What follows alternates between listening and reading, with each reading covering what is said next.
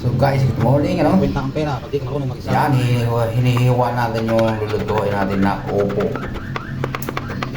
Dahil mahilig tayo sa gulay, so opo naman tayo ngayon. Paborito din natin yan.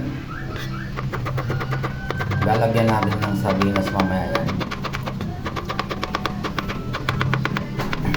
Kailangan hiwa sa kanya, no? Manipis lang para pag ano yung sahog ng sardinas, masarap po. So naghiwa tayo ng bawang. After that guys, susunod naman natin yung sibuyas. Yan, sibuyas.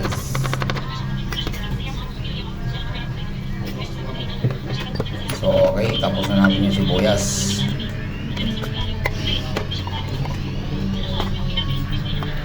Ayan yung sardinas natin na isasahog. So ngayon, magsisimula na tayo magluto.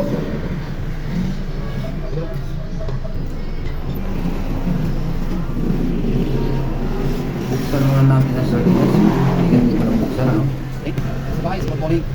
So ayan guys, samahan nyo ako magluto ng gulay na paborito natin. Isa natin ng sibuyas, bawang. Pag mapula na siya, o yan, ilagay natin sardinas, ano? 3 sardinas ang nilagay ko sa 2 upo.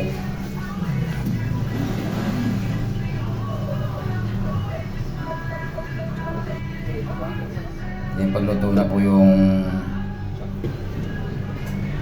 niligisan natin sardinas, pwede na natin ilagay yung gulay, ano? Yan. Guys, ang kagandahan dito sa upo, kahit di na natin siya lagyan ng tubig, ano, kusa na lang siya nagkakatas. Yan, takpan na natin. Kaya, lagyan natin ng asin.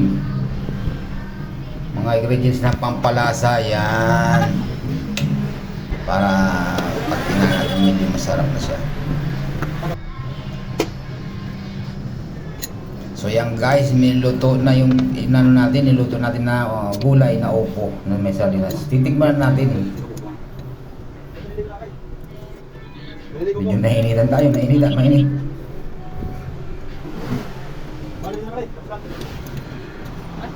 Ang init pala ng gulay bago mahanap yan.